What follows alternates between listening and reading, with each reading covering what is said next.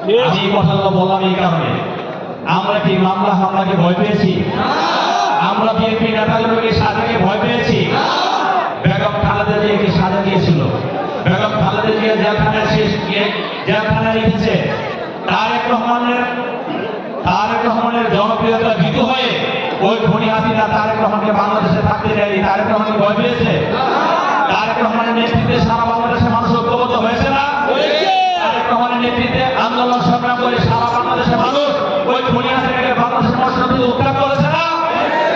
জুলাই আগস্টে যে আন্দোলন হয়েছে সেই আন্দোলনে আমরা ছিলাম। আমি দীর্ঘ 2.5 বছর জেল খেটেছি এবং জুলাই মাসের 22শে জুলাই আবার অ্যারেস্ট হয়েছিলাম। যেদিন 6ই আগস্ট হয়েছে আমি তার আগে দিন 4ই আগস্ট আমাকে রিমান্ড থেকে জেলখানায় দিয়েছে। আমরা দেখেছি সেই জেলখানা থেকেও আমাদের কোনো নেতা কর্মীর চোখে কোনো ভয় আমরা দেখিনি। তাদের চোখে আমরা আগুনের উৎপীড়নকে দেখেছি। যে আগুন, প্লিজ ভাই ভাই আমাদের প্রায় শেষ পর্যায়ে, প্লিজ বসেন বসেন ভাই বসেন, কিছু না বসেন। আমরা দেখেছি বিএনপির প্রতিটি নেতাকর্মী তারেক রহমানের নেতৃত্বে ঐক্যবদ্ধ ছিল। সারা বাংলাদেশের মানুষ তারেক রহমানের নেতৃত্বে ঐক্যবদ্ধ ছিল। আমরা বিশ্বাস করি আগামী ফেব্রুয়ারিতে যে নির্বাচন হবে সেই নির্বাচনে তারেক রহমানের নেতৃত্বে সারা বাংলাদেশের মানুষ ঐক্যবদ্ধ হয়ে ধানের শীষের প্রার্থীকে বিজয়ী করবে ইনশাআল্লাহ।